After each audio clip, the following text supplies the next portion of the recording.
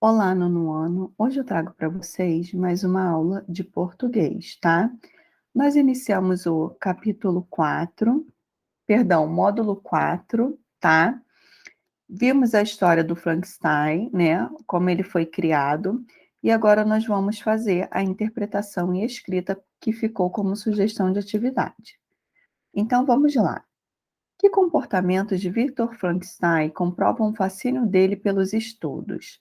Qual parágrafo do texto comprova sua resposta? Então, ele tem: as ciências naturais e a química eram sua única ocupação durante anos, tá? Passavam noites em claro estudando em seu laboratório. Então, eu tenho essa comprovação lá no primeiro parágrafo.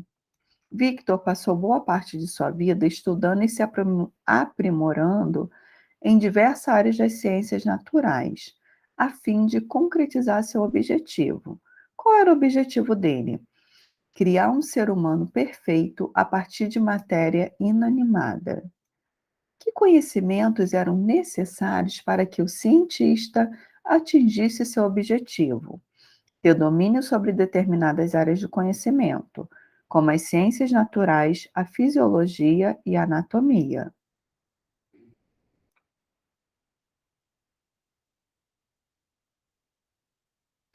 Que consequências a dedicação exclusiva e a persistência de Victor Frankenstein provocaram na vida pessoal do personagem? A saúde dele ficou debilitada e ele se distanciou dos amigos e dos familiares. Dr. Victor conseguiu atingir seu objetivo, porém, mostrou-se decepcionado com sua criação. Quais fatores o levaram a essa decepção? A criação do cientista não correspondia ao modelo ideal almejado por ele. Era um monstro grotesco, repugnante, e por isso o cientista o associou a algo ruim. Esse resultado provocou um choque imediato em Victor. Além disso, sua criação ganhou proporções não previstas por ele, o que fez a situação fugir ao seu controle. Releia o trecho abaixo. E por demais perigosa aquisição de conhecimentos, e o homem que acredita que sua cidade natal é o mundo inteiro, é muito mais feliz que aquele que aspira a tornar-se maior do que a sua natureza permite. Em sua opinião, o que esse trecho revela em relação às buscas do ser humano? Revela que, por vezes, o ser humano é muito ambicioso ao desejar algo que está muito além do seu alcance, tá? Ao observar sua criação, Victor a descreve para o leitor. Sublinhe no texto essa descrição. Então vamos voltar lá. Aqui, ó. Seus membros eram proporcionados e eu tinha selecionado seus traços para serem belos. Belos, meu Deus. Sua pele amarela mal cobria a trama de músculos e artérias abaixo. Seu cabelo era negro, lustroso, ondulado. Seus dentes brancos, perolados. Então, esse é o momento que ele descreve a sua criação, tá?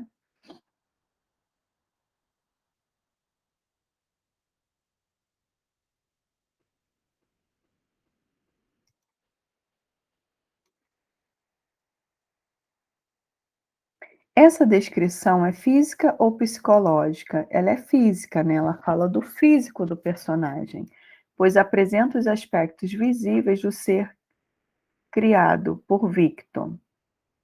Releia mais um trecho do texto. Era uma hora da madrugada de uma lúgubre noite de novembro, quando terminei meu trabalho.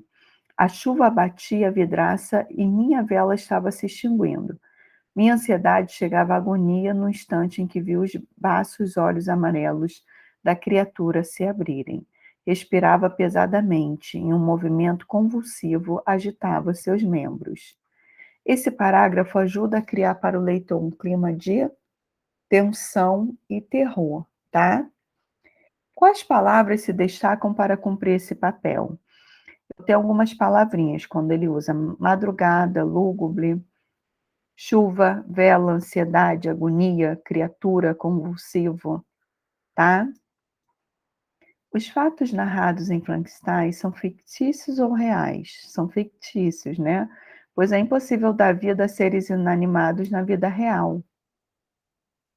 Em relação ao foco narrativo dessa história, o narrador está em primeira ou terceira pessoa? Então, ele foi escrito em primeira pessoa, tá? Ele fala: "Eu já estava, solitário, não tinha convívio com a minha família. No trecho, de mil maneiras facilitou para mim os estudos, há uma figura de linguagem. Indique-a e explique sua resposta." Quando ele fala de mil maneiras facilitou para mim os estudos, ele faz uso da hipérbole, tá? Que é um exagero. Não tem como facilitar de mil maneiras, tá? Um romance é obra literária que contém os elementos da narrativa, a situação inicial, que é um momento de paz, de equilíbrio na narrativa, um conflito, quando algo acontece para quebrar essa paz inicial, tá?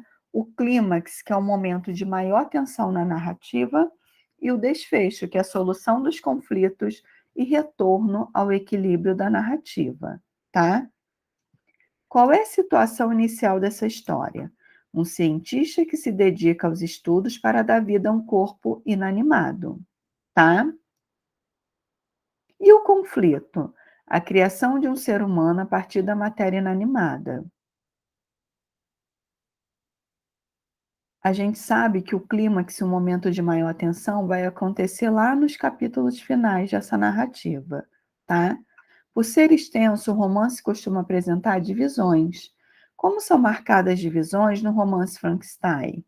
A gente viu que eram capítulos, né, por capítulos enumerados com algarismos romanos e um título na sequência, tá?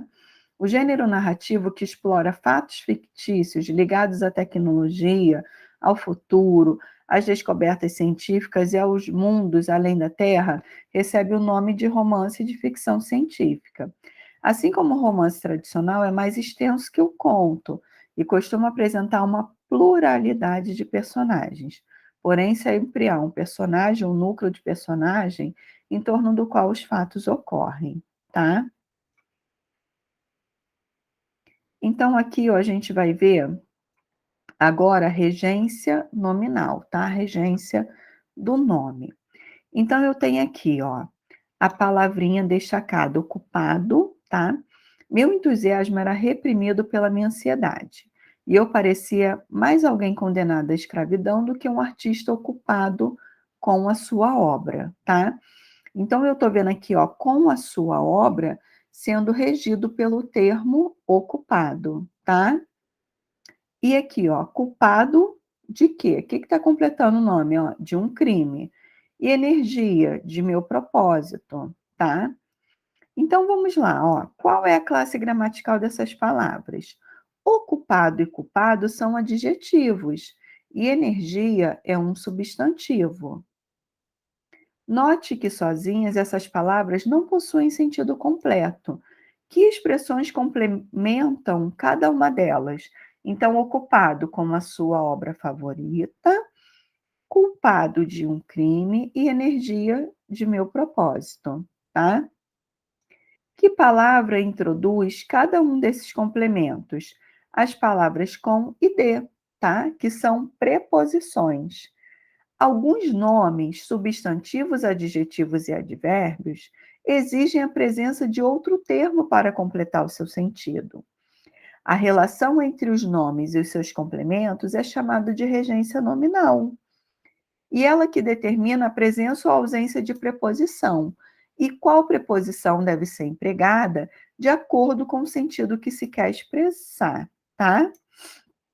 O nome que exige a presença de um complemento é chamado de termo regente. Já o seu complemento a gente chama de termo regido. Então, aqui, ó, eu tinha certeza da vitória. Certeza é o meu termo regente e da vitória é o meu termo regido, tá? Então, é essa regência aqui, ó, do nome com o seu complemento, tá bom? Então, aqui, ó, na página 20, eu tenho um quadrinho com os nomes, né, os adjetivos e seus complementos, tá? Leiam com calma. E eu vou deixar, então, como sugestão atividade essa página 20, ok? Eu vou completá-la com preposições, tá? Percebam que o uso da preposição ou não muda totalmente o sentido. A casa foi construída com madeira. A casa foi construída sem madeira. A decisão foi benéfica para todos. A decisão foi benéfica a todos. Em outros casos, o sentido é mantido, ok? Então, eu agradeço pela atenção. Até a próxima aula. Tchau, tchau.